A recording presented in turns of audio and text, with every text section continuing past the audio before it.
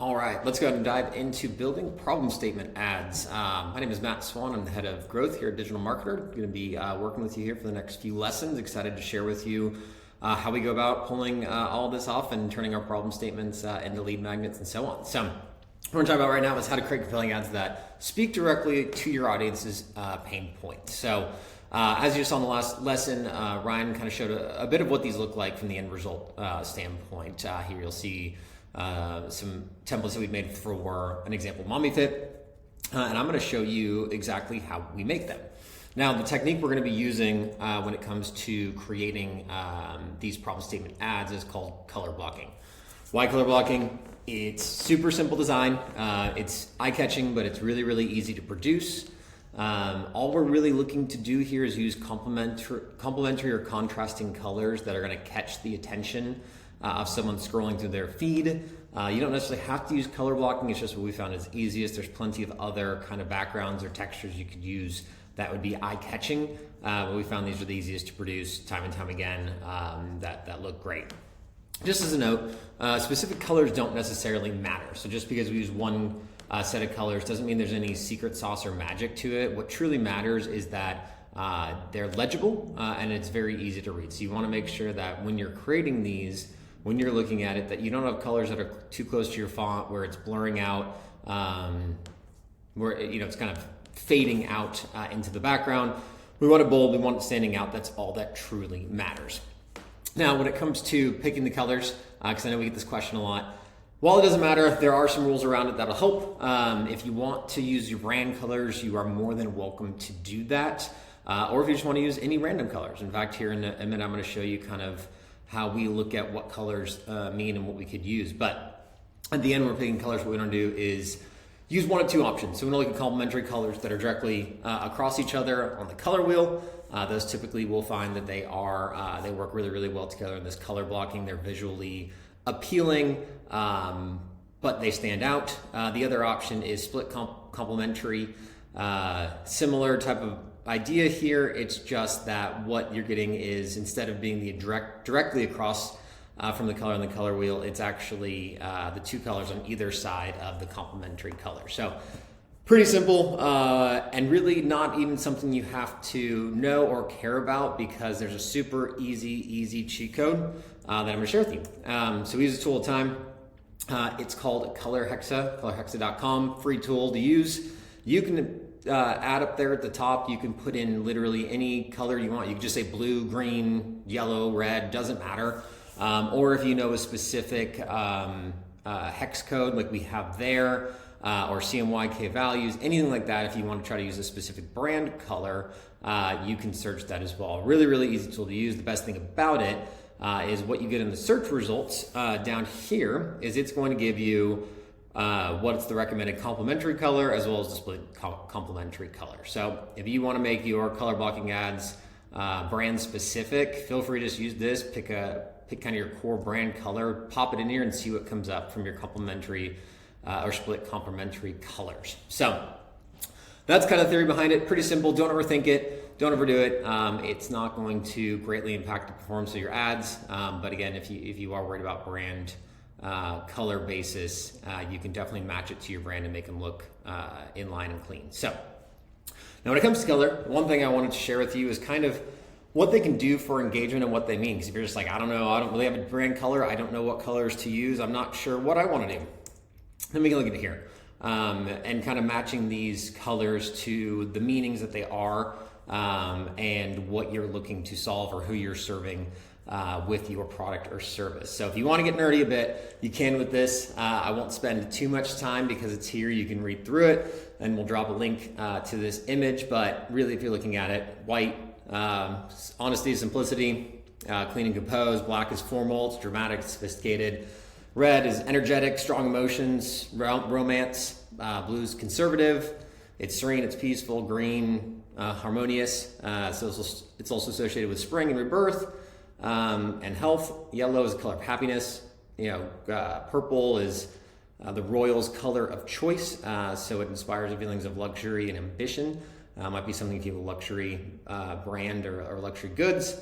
Orange can just help the product or service seem more affordable, thanks to the optimism it inspires. And last, brown is the blue color of choice. It's dependable, it's rugged, it gets the job done. So just some overarching thoughts there if you guys want to get nerdy with it a little bit and have fun in picking your colors. Again, play with it, match with what you want, but don't overthink it. And feel free to just use the templates I'm going to show you here in just a second that we'll give you. Now, as we're creating these ads, it's really important that we want to take a look at the structure. We want to make sure that your message is clear, concise, and problem focused. So first, obviously, we want to call it our ideal client, and we want to get as specific as possible. I'm going to show you some examples here in a second, but the more specific you can get here, ultimately the better results you're going to get and the more trustworthy results you're going to get because you know you're calling out to your ideal client. Now, there in the middle, true or false, that's optional. But what we found is that in problem statement ads, they tend to be very, very effective and perform better than ads that don't have true or false. It's just asking them a question. It's implying that we're looking for some sort of engagement from the person. So that's why we use true or false in there. And then we simply just add in the problem statement in the client's own words with quotations. So it should feel very, very natural to them. In their own words for your ideal prospect that we're going to use. I don't know, Ryan explained kind of how to come up with these. So if you already have them, great. If you don't, no problem. I'm about to go through and show you how we pull them and then how to create these ads and create them quickly. So I'm going to pop over here to Canva. This is our Canva template that you have access to. The link should be somewhere on this page, the video that you're watching. So I'm going to show you how we use this template, how we create the problem statement ads, and so I will catch you over in Canva. All right, so here we are over in the Canva template, and this is where we're going to be creating these problem statement ads. You'll see here that in the template pack, what you've got here is you've got the 4 different options for the problem statement ads in terms of the different color blocking that we have created for you. Again, like I mentioned and just explained, you can have fun with the colors and change around as needed. What you'll see here, the remaining ones here are specific to lead magnets. We're going to move on that into a later module, but want to have them all here for you. So really, really simple. You can quite literally go in and type in your ideal client and then your problem statement, duplicate this for every single problem statement you have, export them, away you go. But that is slow and takes forever, so I'm going to show you a much better way to do it. And what I'm going to be doing throughout all of my time here with you during the Leads on Demand Accelerator is we're going to do this live. We're going to have fun with it. We're actually going to create a lead magnet right along with you. We're going to be generating problem statements. We're going to be testing every step of the way for our other business unit, Scalables. We're going to be using an example and show you kind of how we go along and do this with you. So what I'm going to do it the quick and easy way. Although, we would recommend when it comes to these problem statements, like Ryan explained, to really take the time to get customer feedback and customer data for this use case. I'm going to go through quickly and just show you guys how it's done, but hopefully to get those customer responses. So we'll pop over here to ChatGPT. I'm going to ask it a couple questions to get this kicked off, and I know these prompts were in the last lesson with Ryan, so if you have any questions on them or need them, they should also be on this page in the resources section for you to copy and paste. But I'm going to start off with having it act as a market researcher to give me 10 example problem statements for bootstrap business owners. That's kind of our ideal client over at the Scalable Company. Looking for people 10 to 50 employees and doing $2 million to $50 million per year in revenue. We want to know what problems they face when scaling their companies in their own words. Each example should be short, concise, with the words I need, or I wish, or I want. So let's see what we got. And here ChatGPT is going to give us all 10 examples. I'm not going to go too much into nitpicking on them because I want to show you guys how this works, but I can already tell that I need my team to take ownership, so not just the bottleneck. That's a big word. Bottleneck is a word we use time and time again, so it's great. Better visibility in our financials. These are all things that we definitely address at the Scalable Company. So off to a good start. Now I want to have 20 for this. So I'm also going to ask it the other variation that Ryan shared with you, which is now act as a bootstrap business owner with 20 employees and $20 million per year in revenue. What are 10 common issues, challenges, and problems you face on a regular basis? Please list these as actual statements in the business owner's own words. So that's going to give me my next 10.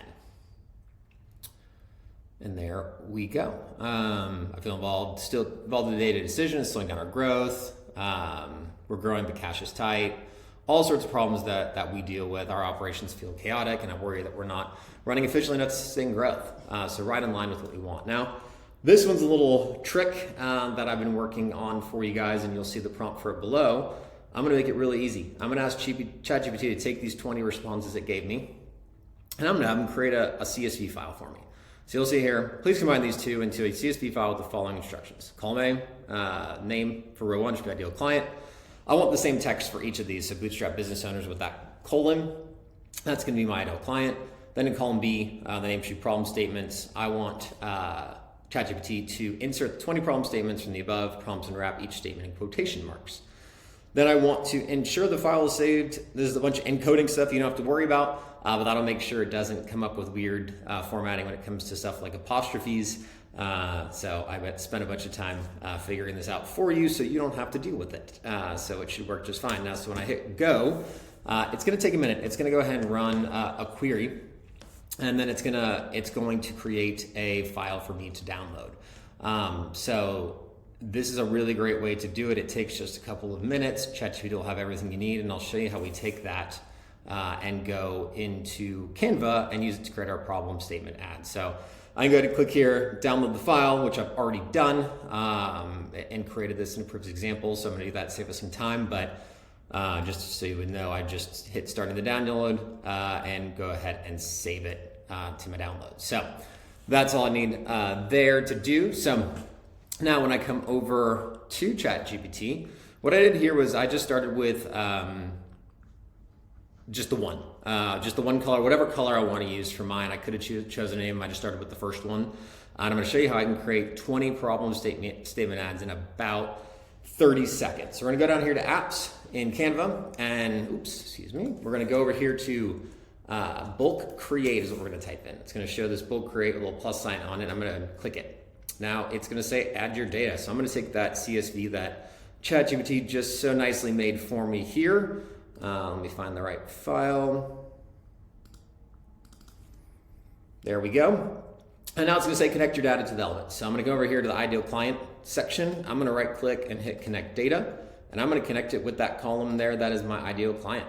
Then true or false is going to stay the same. But then here for my problem statement, do the same thing here, connect data. Click, connect it to my problem statement. I'm gonna hit continue. It's gonna show me a preview where I can see it's got the quotations I'm looking for. It's got the colon. So I'm just gonna go ahead and hit generate 20 designs. And just like that, I have all 20 of my problem statement ads ready to go. All I gotta do is hit share, download, and download those. And it's ready to go. So super quick and easy doing it this way with Canva using bulk create. These are what we're going to upload it into Meta when we get into the next lesson on actually running these ad tests, but that's how quickly we can create these problem statement ads and be ready to go. So let's go ahead and wrap up this module onto the final video here for this lesson. So see you in just a second. All right, so let's wrap up this lesson on creating your problem statement ads, and then we'll jump into Meta and show you how we get these tests rolling. So what I want you guys to do is create 20 high impact problem statement ads, at least 20. It's really gonna give you the data you're looking for and that you need to really feel good about the problem statement you're moving forward with. So really try 20. I try to make it as easy as possible, showing you how to use that ChatGPT hack to create the CSV for you. If you have stuff internally that you want to provide, you could also just tell ChatGPT, like, here are my 10 problem statements, and have them include in the CSV to create that, make that creation really, really easy. But I want you to create 20 of those high impact problem statement ads that we can go ahead and upload them into Meta for testing.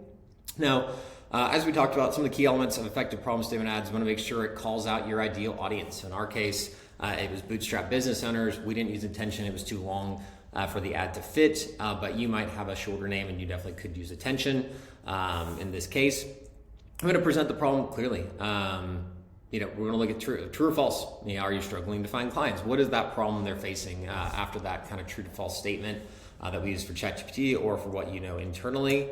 We're going to use color blocking to grab attention and boost engagement. Remember, like, color does not really matter as long as you're using complementary or contrasting colors that are visually appealing, can grab attention, and that are legible, that are easy to read. The text is standing out. It's easy to read and get people's attention. So, and last, we're going to keep the design simple and focused on the problem. That's what we want to do. All this is about creating attention for the problem. We don't want to take away anything else, any attention away from anything but the problem statement, so that we're starting from a really great base as we move into the rest of this leads on demand process. So we're going to head on to the next lesson. We're going to dive into the ads platform and get these tests running. So I will see you there.